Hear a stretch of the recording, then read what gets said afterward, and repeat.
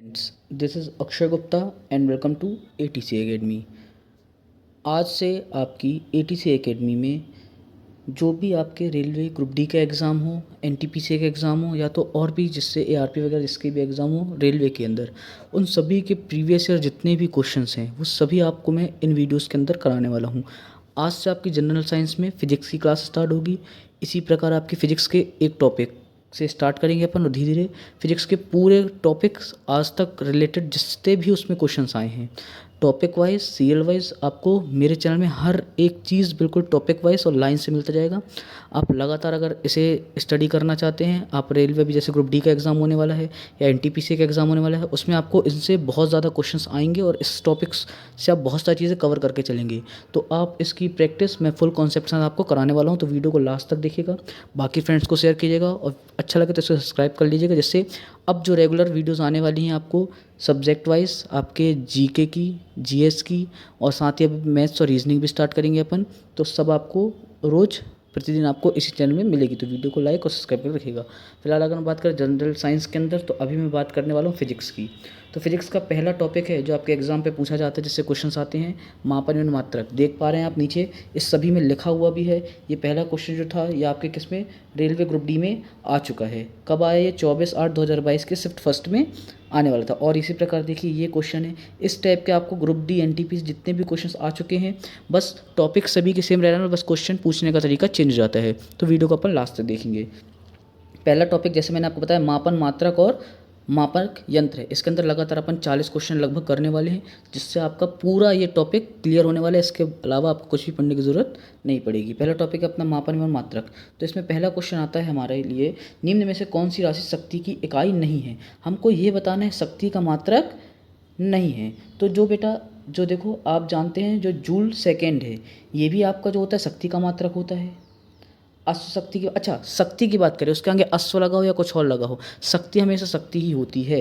ये आपको माइंड में क्लियर करके रखना है। तो अश्व शक्ति भी शक्ति का मात्रक होता है, वॉट भी आपको शक्ति का मात्रक, ये आप जानते हैं। लेकिन जो किलोवाट घंटा है ये ऊर्जा का मात्रक कहलाता है। देखिए यहाँ आंसर का वो भी दिया है नोट भी, कि किलोवाट घंटा जो ऊर्जा का मात्रक है, इसे विद्युत ऊर्जा की खपत के रूप में व्यक्त करने के लिए प्रदर्शित किया जाता है। इसे हम संक्षिप्त रूप में क्या कहते हैं? किलोवाट घंटा, KWH भी कहते हैं। हाँ, आप साथ में इसके एडिशनल चीज़ें कुछ अपन पढ़ेंगे, जैसे 1 किलोवाट घंटा को हम का मान होता है 3.6 × 10⁶ जूल के बराबर होता है। ये आपसे अलग से भी पूछा जा सकता है। जबकि जूल प्रति सेकेंड, अश्व शक्ति और वाट, ये तीनों ही शक्ति की इकाई होती हैं। इसलिए इसका राइट आंसर है कि कौन शक्ति का मात्रक नहीं है, तो राइट आंसर आपका रहने वाला है किलोवाट घंटा शक्ति का मात्रक नहीं है।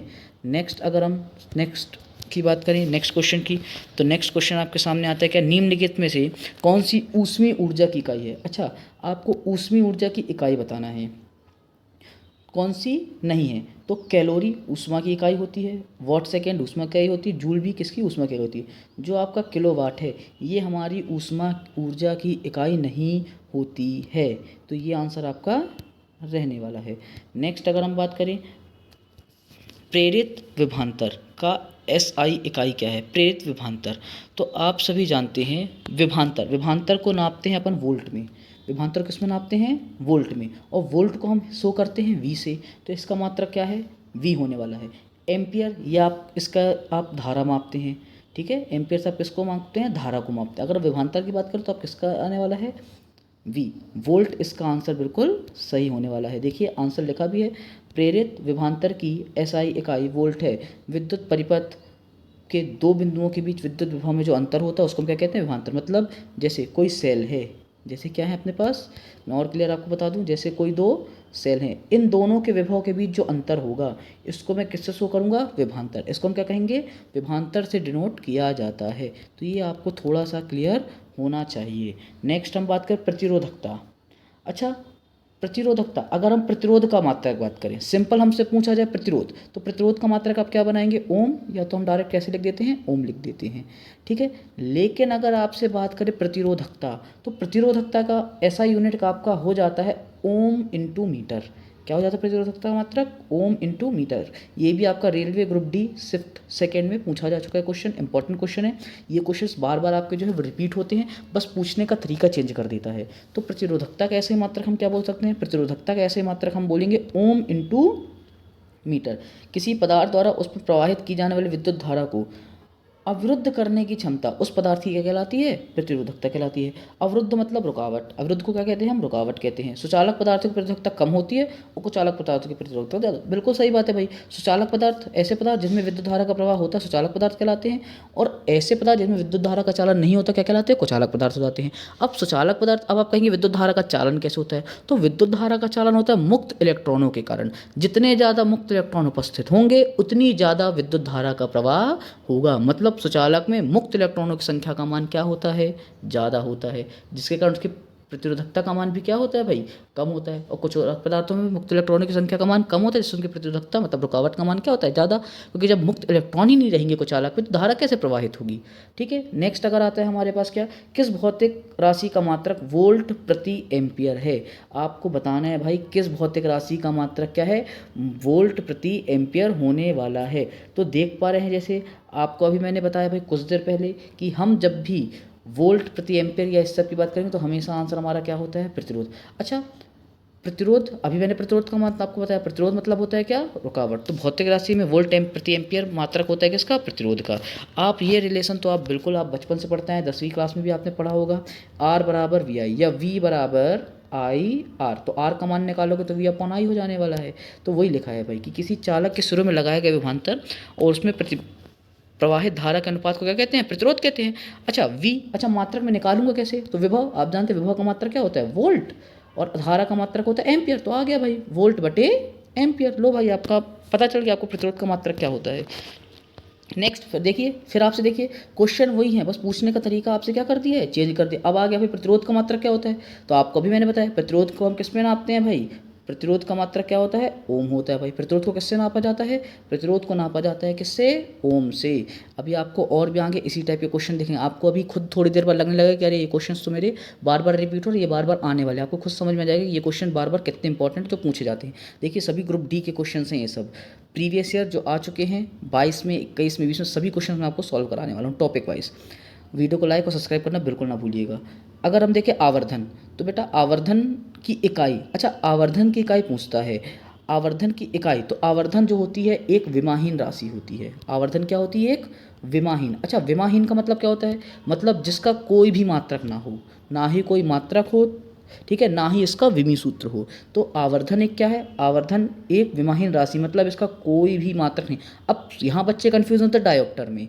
तो डायोप्टर बेटा लेंस क्षमता का मात्रक होता है। डायोप्टर किसका होता है? लेंस की क्षमता का मात्रक होता है डायोप्टर। इसलिए आप कंफ्यूज ना हो बिल्कुल। सेंटीमीटर और न्यूटन तो बिल्कुल रहने नहीं वाला है, न्यूटन सेंटीमीटर से कोई रिलेशन ही नहीं है। बस आवर्धन की अगर बात करें तो आवर्धन का कोई भी मात्रक नहीं होता है। अब आता है विद्युत शक्ति का ऐसा ही मात्रक, विद्युत शक्ति का ऐसा ही मात्रक। तो विद्युत शक्ति, शक्ति का आप ऐसे ही मात्रक क्या? वॉट होता है। अभी मैंने आपको कुछ देर पहले बताया कि शक्ति को हम किस में नापते हैं? शक्ति को हम नापते हैं आपके वोल्ट में या वॉट में। तो वॉट आ गया भाई, शक्ति का मात्रक क्या आ गया? वॉट। ठीक है। अब विद्युत शक्ति मैंने भी बताया, चाहे अश्व शक्ति बोले चाहे विद्युत शक्ति बोले, आपको कंफ्यूज नहीं, आपको सिर्फ शक्ति देख के चलना है। तो शक्ति का मात्रक क्या होता है? वॉट होता है। कंफ्यूज नहीं, ये कंफ्यूज करने के तरीके हैं बार बार। अच्छा लेंस की क्षमता, अभी देखो मैंने आपको ऊपर बताया लेंस की क्षमता, तो आप बिल्कुल आसानी से इसका आंसर दे पाएंगे मुझे। लेंस की क्षमता का मात्रक क्या होता है? लेंस की क्षमता का मात्रक होता है डायोप्टर। क्या होता है लेंस की क्षमता का मात्रक? ये होने वाला है कि आपका डायोप्टर होता है। इसे किससे प्रदर्शित करते हैं? इसे कैपिटल डी द्वारा प्रदर्शित किया जाता है गाइस। किसके द्वारा? कैपिटल डी द्वारा। ये भी आपके रेलवे में पूछा जा चुका है। नेक्स्ट आता है आपका क्या? फोकस दूरी का ऐसा ही मात्रक। अच्छा फोकस दूरी, फोकस दूरी को किस में नापते हैं? फोकस दूरी को हमेशा हम नापते हैं मीटर में। किस में नापते हैं फोकस दूरी को? मीटर में नापा जाता है। तो फोकस दूरी का ऐसा ही मात्रक क्या होता है आपका? मीटर होने वाला है। अब विद्युत ऊर्जा का वाणिज्य मात्रक, किसका? विद्युत ऊर्जा का वाणिज्य, ये होता है किलोवाट घंटा। क्या होता है विद्युत ऊर्जा का? अभी मैंने आपको फर्स्ट क्वेश्चन आई थिंक मैंने आपको बताया है कि विद्युत ऊर्जा का मात्रक। तो विद्युत ऊर्जा का मात्रक क्या होता है? किलोवाट घंटा। देखिए फर्स्ट क्वेश्चन आपका क्या था कि शक्ति का मात्रक कौन नहीं होता है? तो कौन नहीं होता है? किलोवाट घंटा नहीं होता है। और यहाँ मैंने देखिए नोट में आपको बताया था जो चीज़ कि किलोवाट घंटा किसका मात्रक होता है? ऊर्जा का। वही क्वेश्चन आपसे रिपीट करके यहाँ पे बस टॉपिक वही है, चीज़ें चेंज करके पूछ लिया कि विद्युत ऊर्जा का वाणिज्य मात्रक क्या है। तो विद्युत ऊर्जा का मात्रक होता है किलोवाट घंटा। ये भी आपके रेलवे ग्रुप डी में आ चुका है। नेक्स्ट अगर हम बात करें किसकी? प्रतिरोधकता। अभी फिर आया वही क्वेश्चन, देखिए रिपीट कर दिया। प्रतिरोधकता का ऐसी मात्रक क्या होता है? तो प्रतिरोधकता का ऐसा मात्रक आप मुझे इजीली बता सकते हैं कि सर ये तो ओम मीटर होने वाला है। क्या होने वाला है? ओम मीटर होने वाला है। नेक्स्ट अगर हम बात करें कि कौन सा एसआई मात्रक नहीं है। कौन सा एसआई मात्रक नहीं होता है ये हमको बताना है। ठीक है, निम्न में से कौन एसआई मात्रक नहीं है? तो देखिए न्यूटन आपका एसआई मात्रक होता है, धारा का मात्रक एम्पियर होता है, प्रतिरोध का मात्रक ओम होता है। लेकिन जो आपकी कैलोरी है, कैलोरी आपकी सीजीएस पद्धति में आती है। अच्छा, आप जानते होंगे एसआई, सीजीएस ये सब क्या होता है? सीजीएस होता है, इसमें हम किस में नापते हैं? सेंटीमीटर में, ग्राम में और सेकेंड में। एसआई पद्धति में किस में नापते हैं? मीटर में, किलोग्राम में और सेकेंड में, है ना। ये एमकेएस पद्धति होगी। तो इस प्रकार आपको पता होना चाहिए भाई कि कैलोरी कैसी जो है, कैलोरी कैसी पद्धति है आपकी? सीजीएस पद्धति है। ठीक है, तो ये आपको पता होना चाहिए। एम्पियर जो है वो विद्युत धारा का मात्रक होता है। न्यूटन बल जो होता है, न्यूटन जो है वो बल का मात्रक होता है, ये आपको भी पता होना चाहिए। न्यूटन किसका मात्रक होता है? बल का मात्रक होता है। और ओम आपको मैंने बता दिया प्रतिरोध का मात्रक होता है। तो कौन सा ऐसा ही मात्रक नहीं लेने वाला? कैलोरी जो है वो ऐसा ही मात्रक नहीं होती है। नेक्स्ट अगर बात करें लंबाई, लंबाई का ऐसे ही मात्रक, तो लंबाई को किस में नापते हैं? आप सभी को पता है भाई, लंबाई को आप फिट में तो नापोगे नहीं, मील में तो नापोगे नहीं, इंच में तो नापोगे नहीं। लंबाई हमेशा बोलती हैं किस में? मीटर में बोलते हैं भाई। किस में नापते हैं लंबाई को? मीटर में। तो बहुत ईजी रहने वाला था। ये आपके कब आया था? 2022 के RRB NTPC में आया। देखिए NTPC में इतने ईजी क्वेश्चन पूछे जा रहे हैं, मतलब अगर आप ये टॉपिक्स पढ़ लेते मेरे पढ़ाई हुए तो आप ये मान के चलिए कि आपको कई क्वेश्चंस इससे देखने मिलेंगे। नेक्स्ट अगर हम बात करें क्या? त्वरण, त्वरण का मात्रक कौन सा होता है ये बताना है। तो देखिए त्वरण ए, त्वरण को किससे करते हैं? ए। त्वरण बराबर होता है वेग में परिवर्तन बटे समय, मतलब सीधे बोले हम वेग परिवर्तन की दर को त्वरण कहते हैं। तो वेग परिवर्तन, वेग का मात्रक क्या होता है? मीटर। वेग क्या कहलाता है? मीटर प्रति सेकेंड स्क्वायर। क्या होता है? मीटर प्रति सेकेंड, क्योंकि वेग परिवर्तन की दर को त्वरण कहते हैं। अच्छा, वेग कैसे कहते हैं? स्थिति परिवर्तन की दर को आप वेग कहते हैं, जिसे डिस्प्लेसमेंट भी कहते हैं, मतलब विस्थापन। विस्थापन परिवर्तन दर को वेग कहते हैं, वेग परिवर्तन की दर को त्वरण कहते हैं। तो ये आपको पता होना चाहिए छोटी छोटी चीज़ें। नेक्स्ट आता है, फिर देखिए फिर आगे विद्युत प्रतिरोध का निम्न में से मात्रक क्या है। फिर देखिए आपको प्रतिरोध पूछ गया भाई। प्रतिरोध अभी मैंने आपको बताया है, प्रतिरोध का मात्रक क्या होता है? ओम होता है। यहाँ कुछ चीज़ें आपकी एडिशनल दी गई हैं जिसके आपके कई क्वेश्चंस आपसे पूछे जाते हैं। जैसे आपको पता होना चाहिए कुछ राशियाँ जिसके मात्रक, जैसे शक्ति का मात्रक वॉट, प्रतिरोध का मात्रक ओम, आवेश का मात्रक कूलाम और बल का मात्रक। अच्छा, आप ये विद्युत विद्युत जो लगा हुआ आपको इससे मतलब नहीं रखना है, आपको सिर्फ याद रखना कि प्रतिरोध का मात्रक ओम होता है, आवेश का मात्रक कूलाम होता है, शक्ति का मात्रक वॉट और बल का मात्रक न्यूटन। इतना आप याद रखते हैं तो ईजिली आप इन क्वेश्चंस को कर पाएंगे। अब आता है रेडियो धर्मिता की एसआई इकाई क्या है। तो रेडियो धर्मिता, रेडियो धर्मिता को हम नापते हैं बेकुरल से। किससे नापते हैं? बेकुरल। नाम थोड़ा टफ है, जब तक आप एक आध बार प्रैक्टिस नहीं करेंगे तो आपसे ये क्वेश्चंस नहीं, आप बिल्कुल टॉपिक वाइज एक कॉपी में लिखते जाइए, जिससे आप इजीली उसको बार बार पढ़ने, आपको पुराना चीज़ें बार बार देखने की ज़रूरत ना पड़े। आप वीडियो पॉज करके आराम से चीज़ों को लिख सकते हैं टॉपिक वाइज। अब देखो आपसे इसके साथ ही साथ आपको कुछ ये दी गई हैं। अच्छा, ये क्या दिया गया है? ये है आपकी 7, जो आपकी 7 टोटल मूल राशियाँ होती हैं। कितनी होती हैं मूल राशियाँ? 7 प्रकार की होती हैं। जो किस प्रकार हैं? जैसे मीटर, मीटर को लंबाई में नापते हैं, किलोग्राम को द्रव्यमान से नापते हैं, सेकेंड को समय का मात्रक होता है भाई, एम्पियर विद्युत धारा का मात्रक होता है, केल्विन ताप का होता है, मोल पदार्थ की मात्रा का, और ये छुपा हुआ थोड़ा सा ये होता है कैंडेला, जो कि ज्योति तीव्रता का मात्रक रहने वाला है। किसका मात्रक है? ये ज्योति तीव्रता का मात्रक रहने वाला है। कौन? कैंडेला। तो ये चीज़ें आपको पता होना चाहिए। नेक्स्ट अगर हम आ जाए भाई भार, तो भार, भार को हम किस में नापते हैं भाई? भार को हम नापते हैं क्या? भार। अच्छा, भार मतलब होता है द्रव्यमान। भार को हम क्या कहते हैं? द्रव्यमान। तो द्रव्यमान किसको नापते हैं? न्यूटन से नापते हैं भाई। द्रव्यमान को किससे नापते हैं? द्रव्यमान को न्यूटन से नापा जाता है। तो भार की ऐसे यूनिट क्या रहने वाली है? भार की ऐसे यूनिट रहने वाली है न्यूटन। अच्छा, इसके बाद आपकी और कुछ अन्य राशियाँ, जैसे अभी मैंने आपको बताया, देखिए वही चीज़ कॉपी कर दी है पुरानी वाली। क्या? लंबाई का मात्रक मीटर, द्रव्यमान का किलोग्राम, समय का सेकेंड, विद्युत धारा का एम्पियर, ताप का केल्विन, ज्योति तीव्रता कैंडेला, और पदार्थ की मात्रा को इसने मोल से दर्शा दिया है। तो ये आपको पता होना चाहिए भाई, ये बहुत ही ईजी है। नेक्स्ट अगर हम बात करें, निम्नलिखित में से कौन सी राशि का ऐसा ही मात्रक कैंडेला होता है। तो अभी मैंने आपको बताया भाई, ज्योति तीव्रता का मात्रक क्या होता है? कैंडेला होता है। तो देखिए अगर आपने थोड़ी चीज़ें बनती तो आपसे देखिए ये किसमें? RRB JEE CBT सेकेंड में पूछने वाला क्वेश्चन। देखिए मतलब इतने इजी टॉपिक्स आपके CBT फर्स्ट तो मतलब जो क्रॉस, अब लोग कहते हैं भाई सेकेंड बहुत टफ आता है। अरे भाई, अगर आपके टॉपिक क्लियर है, आपको चीज़ें पता है, तो वो कुछ भी टफ नहीं रहने वाला है। तो ये आपका होने वाला है क्या? CBT सेकेंड के लिए। नेक्स्ट अगर हम बात करें संवेग की SI पद्धति, तो संवेग की ऐसे, ये देखिए कितनी बार पूछा गया। ये रेलवे ग्रुप D में भी आया है, RRB ALP में आया है, टेक्नीशियन में आया है, RRB ग्रुप D में आया है, सिर्फ फर्स्ट सेकंड थर्ड तीनों में पूछा गया भाई। तो मतलब ये कितना इजी क्वेश्चन है और कितना आने वाला क्वेश्चन है कि संवेग, संवेग तो संवेग बराबर होता है द्रव्यमान गुणे वेग। संवेग बराबर क्या होता है? द्रव्यमान गुणे वेग। द्रव्यमान को नापते हैं m, m का मात्रक क्या? किलोग्राम। द्रव्यमान को क्या कहते हैं, किलोग्राम। और वेग, वेग को किस में नापते हैं, वेग का अभी मैंने आपको बताया मीटर प्रति सेकेंड। तो आपका आंसर क्या होने वाला है, किलोग्राम मीटर प्रति सेकेंड। क्या होने वाला है आपका आंसर, किलोग्राम मीटर। ये देखिए यहाँ पे लिखा हुआ है संवेग बराबर द्रव्यमान गुणे वेग। तो आप जानते हैं द्रव्यमान का मात्रक क्या होता है, द्रव्यमान का मात्रक नीचे देखिए दे दिया गया किलोग्राम, और वेग का मात्रक होता है मीटर प्रति सेकेंड। क्यों, अच्छा वेग बराबर क्या होता है, अभी मैंने आपको बताया विस्थापन में परिवर्तन बटे समय। तो विस्थापन के परिवर्तन को क्या कहेंगे, द्रव्यमान मीटर से नापेंगे, और सेकेंड को एस से नापेंगे। मतलब आ गया किलोग्राम इंटू मीटर प्रति सेकेंड। तो ये आपका आंसर रहने वाला है। नेक्स्ट अगर हम बात करें क्या, विद्युत आवेश का ऐसा ही मात्रक, विद्युत आवेश। अच्छा मैंने अभी आपको बताया आवेश, आवेश को आप नापते हैं कूलाम में। आवेश को किस में नापते हैं आप, आवेश को नापते हैं हम कूलाम में। तो देखिए ये भी आपके 3 बार पूछे गए हैं भाई, आरआरबी एएलपी टेक्नीशियन में पूछा गया, 2018 में आया था, ये भी 18 में आया था, ये 2016 में एनटीपीसी के एग्जाम पे पूछा गया था। तो भाई बहुत इंपॉर्टेंट क्वेश्चन वाला कि विद्युत आवेश का मात्रक क्या है, जो कि कूलाम रहने वाला है। अच्छा पदार्थों को परस्पर, देखिए कुछ लिखा हुआ है यहाँ पे, पदार्थों को परस्पर रगड़ने से, उनमें आकर्षित करने से का गुण उत्पन्न हो जाता है। अच्छा आपने बचपन में किया होगा भाई कि आपने सिर पे ऐसे स्केल रगड़ी और कागज़ के पास लेके गए तो कागज़ उसमें क्या होती थी, चिपक जाती। ये कैसे हुआ, ये हुआ आवेश के कारण। मतलब जब हम किसी चीज़ को रगड़ते हैं तो तुरंत रगड़ने के कारण उसमें क्या उत्पन्न होता है, उसमें आकर्षण बल उत्पन्न हो जाता है और वो चीज़ों को अट्रैक्ट करते हैं। हाँ उसके द्वारा लगने वाला फोर्स उतना ज़्यादा नहीं होता है, लेकिन वो छोटी छोटी चीज़ जैसे लाइक कागज़, कागज़ को वो आसानी से वो क्या कर सकता है, खींच सकता है अपनी ओर।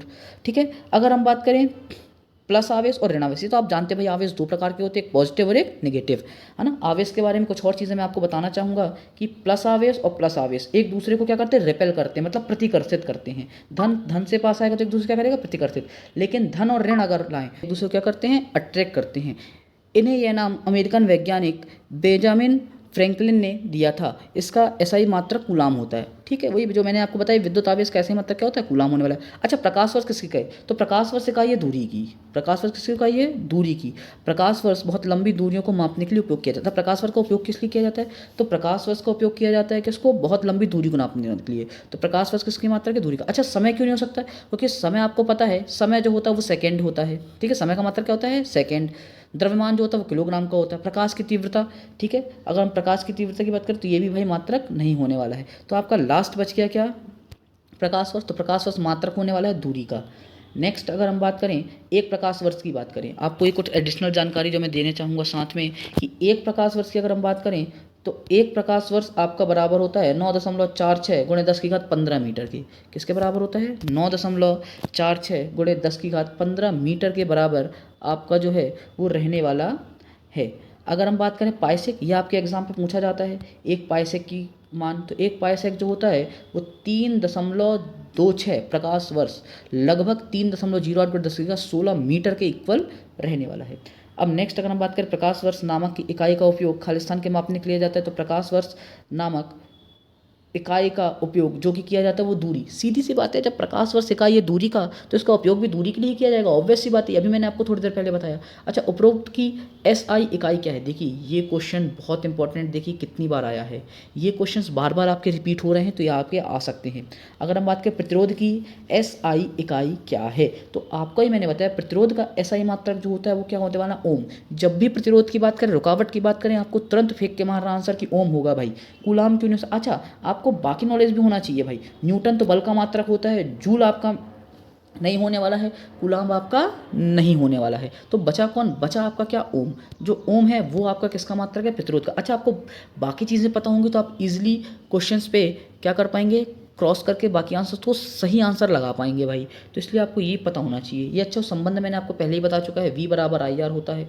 आर का मान निकालोगे तो V अपॉन आई, ये आपको पता होना चाहिए भाई, ये आपको संबंध पता होना चाहिए। किस भौतिक राशि का मात्रक ओम होता है, फिर वही भाई वही बात ये तो आप आराम से बता पाओगे भाई कि प्रतिरोध है ओम। अच्छा ओम का साइन देख लें भाई, ये ओम होता है, ये ओम का साइन होता है, ये आपको पता होना चाहिए। अच्छा किसी पिंड पर लगाए गए बल द्वारा किया गया कार्य पिंड द्वारा बल की दिशा में तय की गई दूरी पर लगाए गए बल की मात्रा के गुणनफल के बराबर होता है।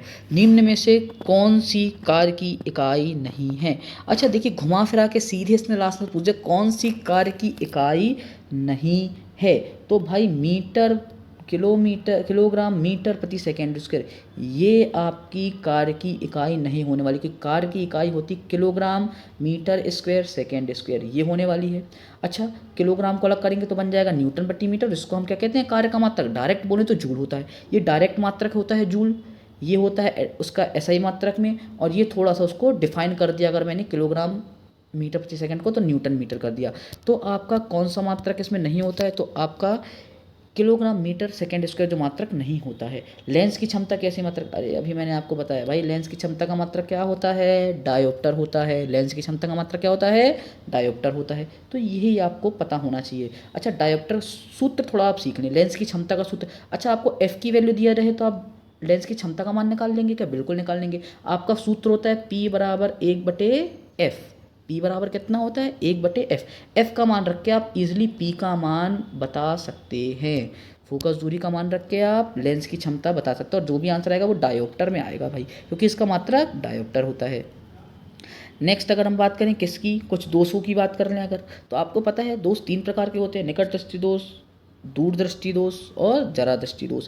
तो निकट आपको याद करने का थोड़ा बता दूं तरीका भाई। निकट मतलब पास का, तो जब निकट जिसका दोष होता है वहाँ की वस्तु दिखाई देती है। लोग बच्चे इसी में कंफ्यूज होते हैं कि भाई जहाँ का दोष है वहाँ की वस्तु नहीं दिखाई देगी। ना ना ना, ऐसा नहीं, जहाँ का दोष है वहाँ की वस्तु आपको दिखाई देती है। जैसे आपका आ गया निकट दृष्टि दोष बोल रहा है ये, तो निकट दृष्टि दोष मतलब जिस रोग के ग्रसित व्यक्ति को नज़दीक की वस्तु दिखाई देती है परंतु दूर स्थित वस्तु दिखाई नहीं देती है, निकट दृष्टि दोष। अच्छा, निकट दृष्टि दोष, निकट निकट तो निकट 3 शब्दों का है, मतलब बड़ा शब्द है। इसके लिए कौन सा लेंस, अवतल लेंस। दूर दृष्टि दोष, दूर 2 शब्दों का है, छोटा छोटा क्या होगा, उत्तल लेंस। तो अवतल और उत्तल में इस प्रकार आप कन्फ्यूजन को दूर कर सकते हैं। निकट दृष्टि दोष के लिए अवतल और दूर दृष्टि दोष के उत्तल। चलो आप मेरे साथ बोलेंगे भाई दूर दृष्टि दोष क्या होता है, तो दूर दृष्टि जहाँ का दोष है वहाँ की वस्तु दिखाई देती है, मतलब दूर दृष्टि दोष में दूर की वस्तु दिखाई देगी लेकिन निकट की वस्तु दिखाई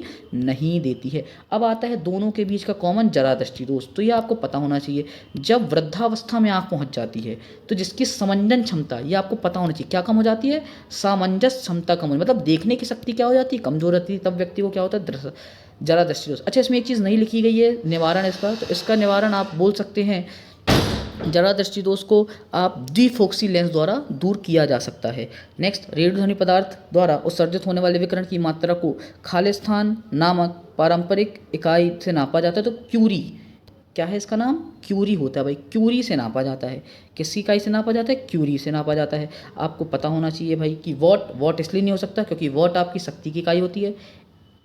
एम्पियर की बात करें तो विद्युत धारा की इकाई होती है, और पास्कल आपकी दाब की इकाई होती है। पास्कल नया वर्ड है भी आपके लिए, पास्कल किसकी इकाई होती है बेटा, दाब की इकाई होती है। बचा कौन, क्यूरी। तो भाई ऐसे अगर आपको बाकी चीज़ें पता है, तीनों आंसर्स के आंसर पता है कि भाई इसका ये तो हो ही नहीं सकता, तो बचा हुआ अगर आपको उसके बारे में नॉलेज नहीं फिर भी आप उसका आंसर आराम से लगा सकते हैं। तो ये थोड़ा सा आपके लिए रहने वाला है।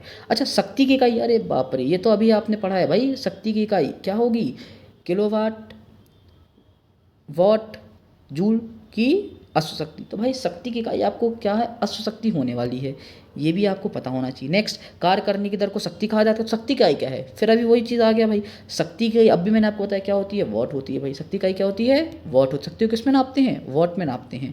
ध्वनि, ये नया टॉपिक आ गया भाई। ध्वनि को मापने के लिए किसका एकक यूनिट का उपयोग किया जाता है, तो ध्वनि को हमेशा आप डेसिबल में नापते हैं। ध्वनि को नापते किस में है, डेसिबल। ध्वनि को मापन किससे किया जाता है, डेसिबल से। अच्छा, कुछ एडिशनल चीज़ें भाई कि विश्व संगठन द्वारा 45 डेसिबल की ध्वनि को मानव के लिए सर्वोत्तम माना जाता है। मतलब अगर आप 45 डेसिबल की ध्वनि सुन रहे हैं तो आपके लिए वो नॉर्मल ध्वनि में आता है, लेकिन WHO के अनुसार अगर आप 75 डेसिबल से ऊपर की ध्वनि, तो वो आपके मानव स्वास्थ्य के लिए बहुत ज़्यादा हानिकारक होने वाली, मतलब उससे बहुत ज़्यादा आपको बीमारी वगैरह ये सब हो सकती हैं। नेक्स्ट, अगर हम बात करें ध्वनि के माप की यूनिट क्या है, तो ध्वनि को किस में नापा जाता है, ध्वनि को नापा जाता है डेसिबल में। किस में नापा जाता है गाइस, डेसिबल में नापा जाता है ध्वनि को। नेक्स्ट आता है क्या, ध्वनि प्रदूषण को खालिस्तान के पदों द्वारा मापा जाता है। तो ध्वनि प्रदूषण को भी भाई किस में नापा जाता है, डेसिबल। चाहे ध्वनि प्रदूषण की बात करें, चाहे ध्वनि की बात करें, ठीक है, नॉइज़ पॉल्यूशन, किसी की भी बात करें, ध्वनि की बात हुई मतलब उसकी यूनिट आपकी तुरंत आने वाली है क्या, डेसिबल। आपको कुछ नहीं सोचना है, डायरेक्ट आपको आंसर लगाना है। नेक्स्ट, एसआई प्रणाली में प्रतिबल का मापन क्या, तो प्रतिबल बराबर होता है बल बटे क्षेत्रफल। प्रतिबल बराबर क्या होता है, बल बटे क्षेत्रफल। तो आपको पता है भाई बल का मात्रक क्या होगा, किलोग्राम। बल का मात्रक क्या होगा? किलोग्राम। या तो डायरेक्ट हम क्या बोले, न्यूटन होगा। क्या बोलोगे? न्यूटन। और बल बटे क्षेत्रफल, क्षेत्रफल मतलब लंबाई गुणे चौड़ाई, मतलब मीटर की पावर 2, तो आपका आंसर होने वाला है न्यूटन बटे मीटर स्क्वायर। क्या होने वाला है? न्यूटन बटे मीटर स्क्वायर। बल की ऐसा यूनिट बाकी आपको पता है, न्यूटन होती है और शक्ति की वाट होती है। अच्छा, फिर यहाँ पे दिया गया है भाई कि किसका रिलेशन किसके साथ है, ये बताओ। तो चुंबकीय फ्लक्स घनत्व ये होता है टेस्ला। क्या होता है आपका? टेस्ला। स्वप्रेरण को कहते हैं क्या भाई हम? हेनरी से। और चुंबकीय फ्लक्स का मतलब होता है वेबर। चुंबकीय फ्लक्स का क्या मान होता है? वेबर। तो ये आपका डी वाला इसमें बिल्कुल करेक्ट रहने वाला है कि पहले का ए, पहले का सामने ही लिखा हुआ है, दूसरे का सी होने वाला है और तीसरे का बी होने वाला है। अगर वीडियो अच्छा लग रहा हो तो लाइक सब्सक्राइब कीजिए। ऐसे ही मैं आपको और क्वेश्चंस बिल्कुल ट्रिक के साथ, चीज़ें सरलता के साथ आपको समझाऊंगा, जिससे आपके माइंड में सेट हो जाए। और ये पूरा आपका प्रीवियस ईयर देखिए 2014 तक के मतलब आपके पास एग्जाम के क्वेश्चन रहने वाले हैं। तो भाई इससे बाहर क्या जाएगा टॉपिक के? मैं लगातार आपको एक एक टॉपिक के 40-50 क्वेश्चन कराऊंगा, तो वो आसानी से आप साइंस मान के चलो, आप ये महीने भर के अंदर आपकी पूरी साइंस, 1 महीने 1.5 महीने के अंदर पूरी साइंस आपकी खत्म होने वाली है। देखिए नेक्स्ट अगर हम बोलें अपवर्तनांक, तो अपवर्तनांक का कोई ही मात्रक नहीं होता, ये मैंने आपको बता चुका है पहले भी। अपवर्तनांक का मात्रक कुछ नहीं होता है, ठीक है। नेक्स्ट, जूल को किस में नापा जाता है? तो जूल किसका मात्रक होता है बेटा? ऊर्जा का मात्रक होता है। जूल किसका मात्रक? कार्य। कार्य बोले या ऊर्जा बोले, कार्य का मात्रक जूल और ऊर्जा का मात्रक भी क्या होता है? जूल। कार्य करने की क्षमता ही ऊर्जा के बराबर होती है, तो कार्य और ऊर्जा दोनों के मात्रक सेम होते हैं, जिसको हम जूल से प्रदर्शित करते हैं। नेक्स्ट, अगर आपके सामने आपको लेना चाहें तो आप इसका स्क्रीनशॉट लेके याद कर सकते हैं, लिख सकते हैं कहीं कि कुछ भौतिक राशि है जिसके मात्रक आपको दिए गए, जैसे क्या? ऊर्जा का मात्रक जूल, वेग का मीटर प्रति सेकेंड, बल का मात्रक न्यूटन, शक्ति का वॉट, दाब का पास्कल और तरंग दैर्घ्य। हाँ, ये तरंग दैर्घ्य का याद कर लें आप, एंगस्ट्रॉम होता है। कई बार ये भी पूछा गया आपको, जब पेपर टफ होता है तब ये क्वेश्चन आता है भाई कि तरंग दैर्घ्य का मात्रक क्या होता है? एंगस्ट्रॉम होता है भाई तरंग दैर्घ्य का मात्रक। नेक्स्ट अगर हम आ जाएं, किसकी इकाई ऊर्जा की इकाई के समान होती है? तो भाई आपको पता है ऊर्जा की इकाई जो है वो कार्य के बराबर होती है। कार्य ऊर्जा ही मैंने आपको देखिए, जो मैं पीछे बोला वही क्वेश्चन आगे पूछ लिया, तो इसलिए आपको टॉपिक वाइज सब क्लियर होना चाहिए भाई, क्योंकि आपके क्वेश्चंस वही रहने वाले हैं, बस आपके पूछने का तरीका चेंज होता है। तो आपका क्या आ गया? ऊर्जा की मात्रा क्या होगी? कार्य आ गया। नेक्स्ट आता है क्या? शक्ति की इकाई। शक्ति की इकाई अभी मैंने आपको बताया, शक्ति को किस में नापते हैं? वॉट में नापते हैं। निम्नलिखित में किसके कोई इकाई नहीं होती है? सापेक्ष घनत्व, विस्थापन, ए की डी। तो इसका आंसर क्या? सापेक्ष घनत्व। सापेक्ष घनत्व की आपको पता है भाई, घनत्व भी आपकी इकाई होती है, विस्थापन भी इकाई होती है, लेकिन सापेक्ष घनत्व आपकी किसी की इकाई नहीं होती। सापेक्ष घनत्व जो है वो इसका कोई एक विमाहीन राशि होती है। एम्पियर सेकंड किसकी इकाई होती है? तो एम्पियर सेकंड आपको पता होना चाहिए कि एम्पियर सेकंड आवेश की इकाई होती है। एम्पियर प्रति सेकंड किसकी इकाई होती है? आवेश की। वोल्टेज हो नहीं सकता, ऊर्जा हो नहीं सकती, शक्ति हो नहीं सकती, बचा कौन? आवेश। आवेश होती है आपकी इकाई। और आपका यहाँ पे फॉर्मूला भी लिखा, आवेश बराबर क्या होता है? एम्पियर गुणे सेकेंड, ठीक है। तो ये आपको पता होना चाहिए थोड़ा सा। अब आता है गैलन समानता इस्तेमाल किसके लिए किया जाता है? तो गैलन जो होता है वो आयतन की माप के रूप में, गैलन का उपयोग किया जाता है आयतन की माप के रूप में। किसके लिए किया जाता है? आयतन की माप के रूप में। तो ये कुछ क्वेश्चन रहे। वीडियो अच्छा लगा तो लाइक सब्सक्राइब कीजिए। नेक्स्ट टॉपिक अपन कल इसी टाइम पे वीडियो के साथ आपको मिल जाएगा, तो आप इसके लिए तैयार रखिएगा। वीडियो को लाइक सब्सक्राइब कर लीजिएगा, जिससे आपको आगे आने वाले वीडियो के नोटिफिकेशन और बाकी चीज़ें मिल जाएँ। ये आपके भौतिक विज्ञान यानी फिजिक्स के टॉपिक्स है, हम साथ में केमिस्ट्री और बायोलॉजी भी साथ में लेंगे। ये आपकी आरआरबी जनरल साइंस का सामान्य विज्ञान के जनरल कुछ क्वेश्चंस थे जो आपके प्रीवियस ईयर पूछे गए थे। इसमें आपके पूरे टॉपिक्स क्लियर होने वाले हैं। अच्छा लगे तो लाइक सब्सक्राइब कीजिए, बाकी फ्रेंड्स के साथ शेयर कीजिए, जिससे मुझे जितना सपोर्ट मिले तो मैं आपकी और ज़्यादा, आपके और फ्रेंड्स की और ज़्यादा हेल्प करने में सहायता करूँगा। तब तक के लिए थैंक यू, मिलते हैं नेक्स्ट वीडियो में।